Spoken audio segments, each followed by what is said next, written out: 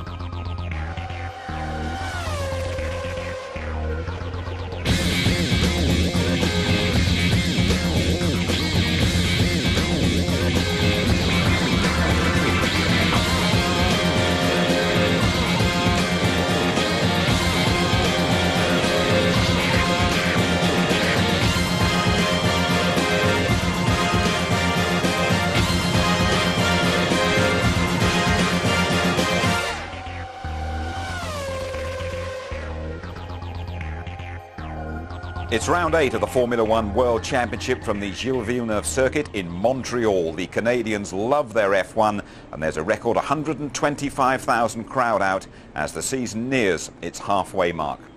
Hello there, good evening. Welcome to a slightly shorter highlight show, but don't worry, we'll do our very best to cram in all the action that counts from what's developing into an absolutely fascinating battle between Michael Schumacher and a new championship challenger. David Coulthard has emerged as Ferrari's main competition here, setting the standard for Schumacher to follow. The two dominate the top of the timesheets in qualifying before a last gasp effort by the Ferrari #1 gives Michael Schumacher his third pole of the year. And so the grid, Schumacher and David Coulthard on the front row, followed by Barrichello and Hakkinen, who's been out of sorts. Then Frentzen, the Jordan, Villeneuve, great for the local hero, getting there on the third row. Jarno Trulli and Zonta in the second BAR. British interest, Herbert in the Jaguar 11th, Eddie Irvine 16th, and Button way down in 18th in the Williams. Enjoy the Canadian Grand Prix then with your commentators Martin Brundle and Murray Walker. Fifth light and then it goes out.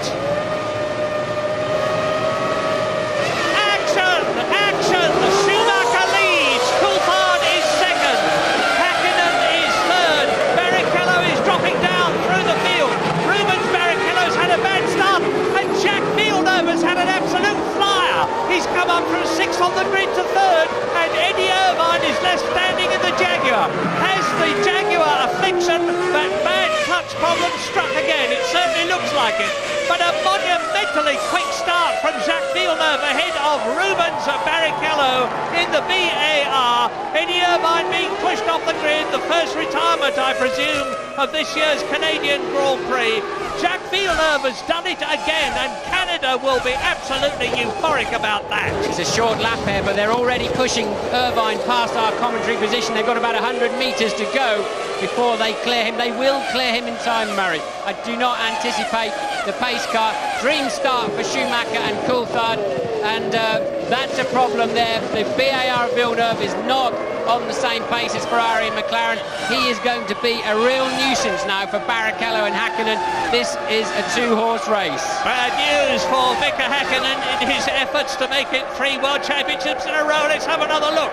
Watch Michael Schumacher sprint away, but watch on the left Jacques Villeneuve. You see, there he is. He's already past Rubens Barrichello, who has to brake to avoid David Coulthard, who gets ahead of Villeneuve and goes through. Jacques Villeneuve up into third position now. We're going to see him with the French-Canadian. He's past Frentzen on the left. There is Coulthard in front of him. Barrichello is passed by Villeneuve, and now he goes up into still fourth position. He's got the inside line. It's Hakkinen he's squeezing out. Murray Coulthard was ahead of them. And this Canadian Grand Prix has got a long way to go. Here is the replay of De La Rosa coming down to the hairpin, nipping through on the inside of Heinz-Harald Frentzen's Jordan with its Mugen engine. This pair up front are a full 1.3 seconds a lap faster than that following pack just coming into view now, headed by Villeneuve. Exactly what you'd expect. That's the kind of pace advantage they have got, but clearly Barrichello and Hakkinen can do nothing about even getting close to the back of that BAR, let alone overtaking it. Brakes hard on, 50 miles an hour on the apex, and stop-go penalty for David Coulthard. 10 seconds. That's going to destroy his race, because David in second position is not only going to lose 10 seconds stationary, but the time it takes to come in and then get up to speed afterwards. That is a hammer blow. And here he comes now, Coulthard in, hits the limiter there, and he's going to go to his own pit and be stationary for 10 seconds. They are not allowed to touch the car unless he stalls the engine. Then they can only start it after the 10-second period is over. They cannot change tyres. They cannot touch the car in any way. James. Really resigned atmosphere down here. I think they thought straight after the start there was going to be problems. The mechanics only just got out of the way on the parade lap. It was a real mess. Coulthard's engine rises. He shoots out again. He's got a lot of work to do. He's lost 25 seconds here. He's going to lose another 25 with his first stop. It's going to be very interesting to see if he can make it up again. This is the reason that Coulthard was given the stop-go penalty. The green light is on, and mechanics are still on the track. I think that's contravening the regulations, so it's a technical knockout there for Coulthard in many respects. Della Rosa coming in out of 5th place, so a little bit of a false position, but nonetheless he was making good use of the strategy. That's going to push him a long way down. I don't really know. I think it's such a compromise to bring themselves in after just 20 laps. They look good for a little while, but maybe it's not going to score you any points. And that's Coulthard having a problem at turn 3. That's not what he needs to be doing if he wants to come through the field. So the track is clearly getting a little bit slippery.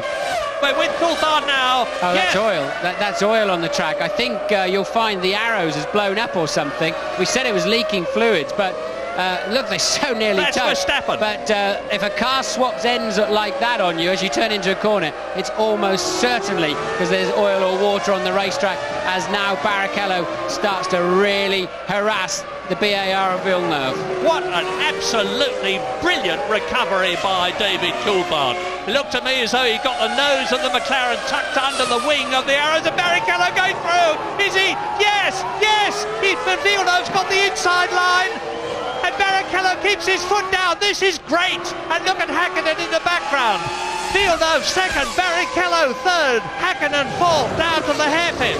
Now Barrichello's just got to get a good run out of him. He can, if he just keeps his head, keeps it calm through. But Villeneuve too wise.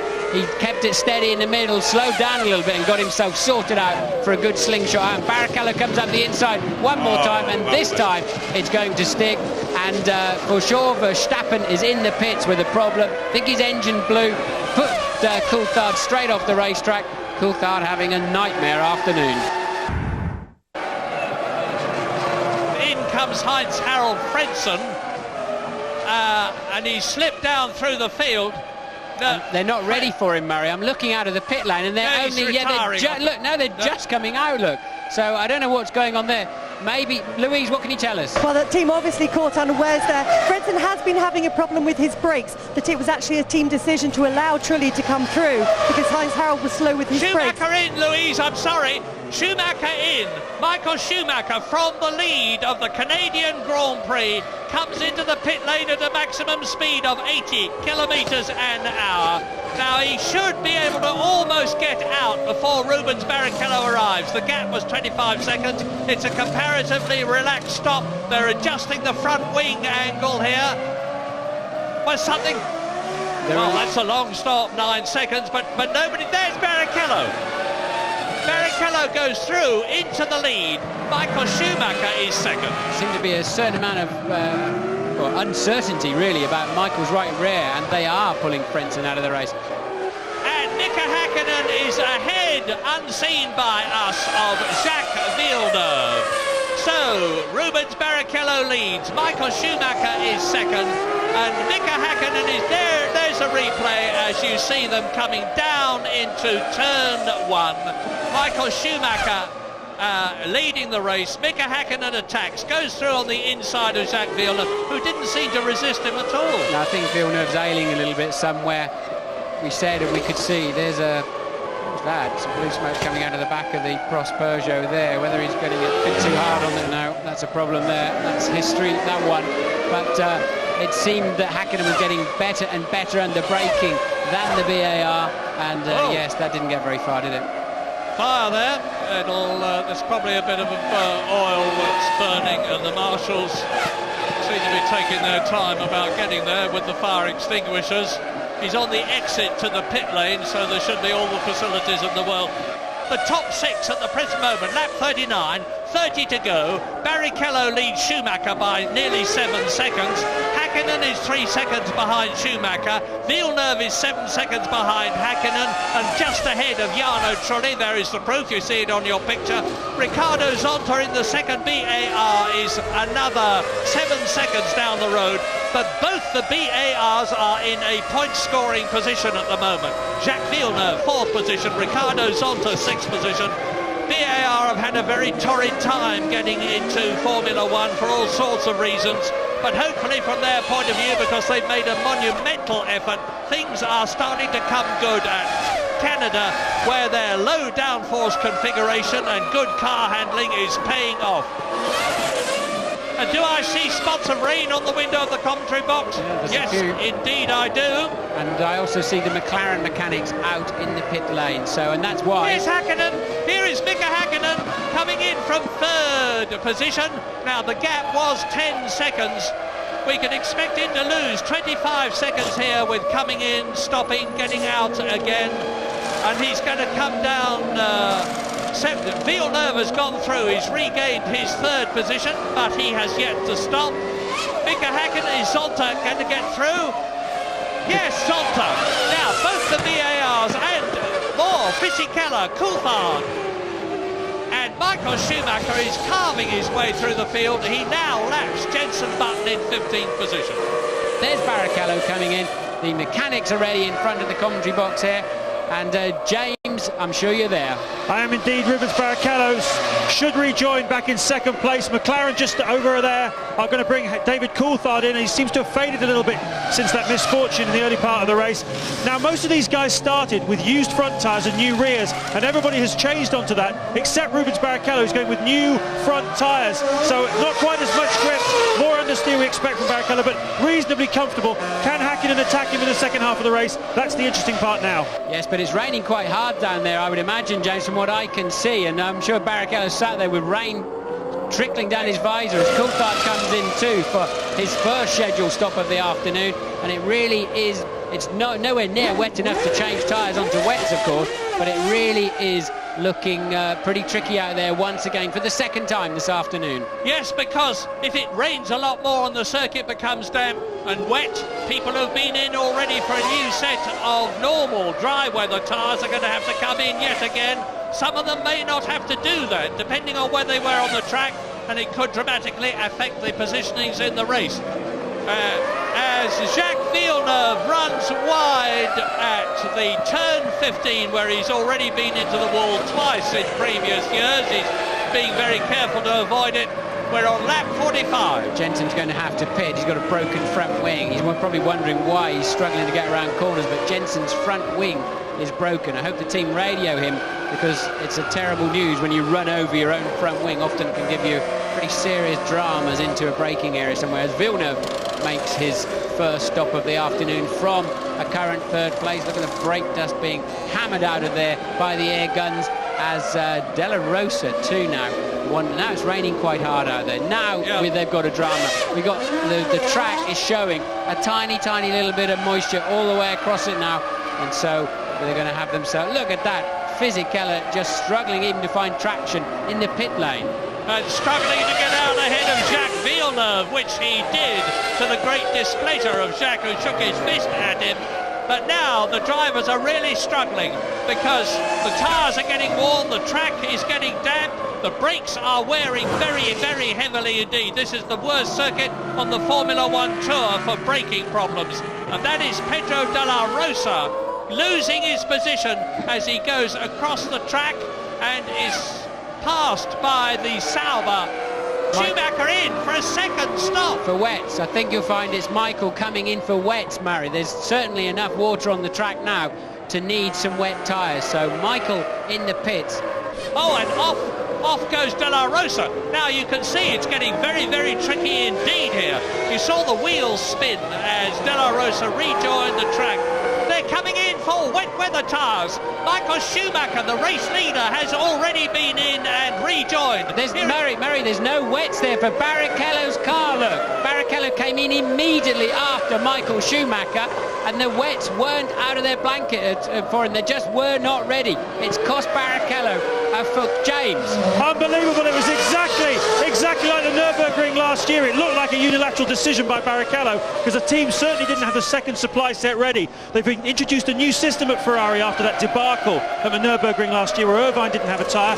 The engineer of the driver holds up a card with the driver's name on it. It's a very clear system. That must have been Rubens' own decision to come in immediately, and he paid a very heavy penalty for it. And we're just watching BARs queuing up for stops as well, and Coulthard in the pits for wets. But sometimes, James, it's better to wait and queue than it is do a very slow lap or fall off the road because you're on the wrong tyres. So sometimes it is better to just come in and queue. Look at the way Hakkinen is crawling. Yes, he's really having to be careful with the throttle pedal a bit. Look, even just as tiny curves now become major obstacles when you're on the wrong tyres, and the slower you go, the more tyre temperature and pressure you lose, the less grip you have. You're in a lose-lose situation. Now it's raining quite hard, and Hakkinen has lost out badly. He will not be able to make really full use of the fact that Barrichello had a very slow pit stop. Be interesting to see how that one shakes out when Hakkinen rejoins the track. Now here's another sensational development. It looks as though Giancarlo Fisichella is, yes, he has, he's gone second.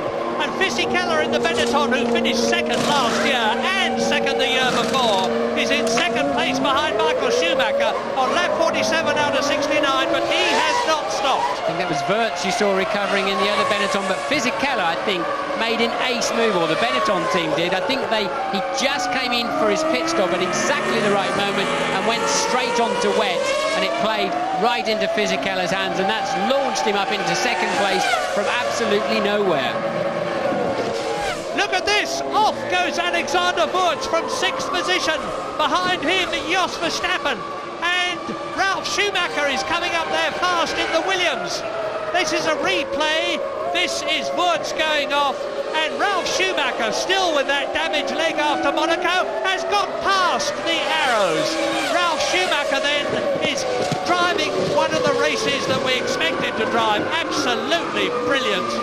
And this rain is causing people to go off left, right and centre. We've got Irvine, Salo, Alesi, Heidfeld, Frentzen and Herbert out of the Canadian Grand Prix, and Jos Verstappen is attacking now. Here he is. Yeah, Verstappen now trying to come back at Ralf Schumacher and gets up the inside beautifully. Brave move there from Verstappen, hangs it all together and grabs that place back, having had a trip across the grass, fell off in sympathy with Wirtz, who he was racing with. Often if the guy in front of you goes off, you get sucked into the corner with him, braking too late. He scampered across the gravel trap. Ralf hijacked that place, and Verstappen said, I'm having it straight back, thanks very much. And we've seen great straight line speed from the arrows all weekend. Look, just got track position and then didn't panic, didn't jump on the brake pedal too hard. Mature piece of driving there from Verstappen. Schumacher and Villeneuve both out of the race from the look of it. Oh look, yes, he goes past Coulthard and did actually. I wondered how on earth he got through there without hitting anybody. Ralf would have wondered where on earth he came from. Yeah, I hope Ralph's leg is all right, because it was very badly damaged at Monaco and he would have had a heck of a thump inside the cockpit there. Yeah. It's his left lower leg, which is very heavily padded. Yeah, I mean, Jack, that wasn't a small mistake. That was way too deep into the braking area. And that's Coulthard and Wirtz off the track. Who can scamper back on first? David. Yes, Coulthard gets back on first. They've obviously had a, right, I'm going to brake when you brake moment into turn one, as Michael Schumacher trying to go as slow as he can. Oh, there comes Coulthard seriously deep. And wow, they actually touch quite heavily. And a piece of front wing coming off there. Wouldn't be surprised if Coulthard doesn't get a little chat with the stewards on that one. And Michael Schumacher is on his way down to turn 10. It's going to be a formation finish for Ferrari. Forza Ferrari, they'll be saying in Italy, and rightly so. Rubens never won a Grand Prix yet, and I remember when I was finishing second, looking just down the road like that, you think, there is a win, there is a Grand Prix win just in front of me. Must be so tempting for him to go blatting past and say, I'm terribly sorry, but I just had to get that first win in. Here it comes, victory number 40, 4-0 for Michael Schumacher, into the last corner but one, out of it, and now Michael Schumacher wins the Canadian Grand Prix by half a car from Rubens Barrichello, who just respectfully keeps his distance but makes a point, as the Ferrari mechanics say. That was a good one. And Fisichella for Italy, Ferrari Italy, Ferrari Italy, Fisichella Italy, and David Coulthard. Mika Häkkinen comes through in fourth position. Jos Verstappen is going to be a superb fifth for Arrows to get 2 World Championship points and do them a lot of good, with Jarno Trulli in the Jordan in sixth position.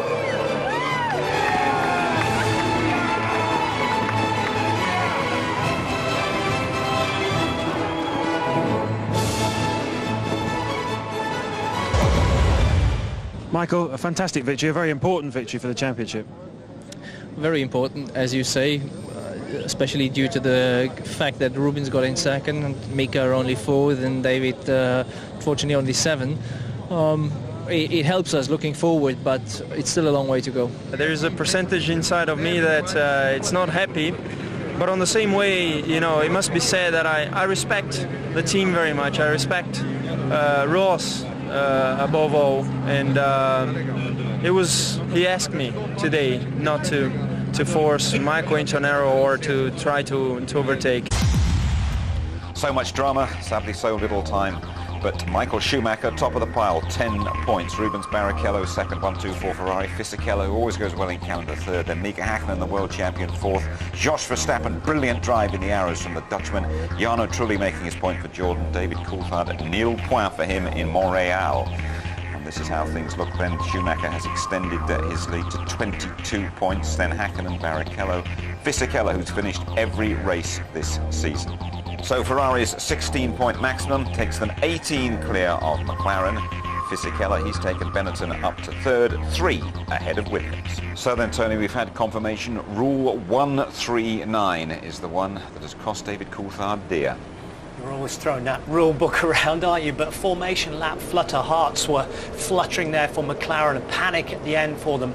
That final formation lap, and the green flag has already gone at the back. There's a clutch problem. They have to get the rear up into there. Finally, DC gets the wheel spinning there, but it's too late. The mechanics are inside that 15 seconds when they should clear the grid as the field have to go away, and I'm afraid it was a 10-second penalty.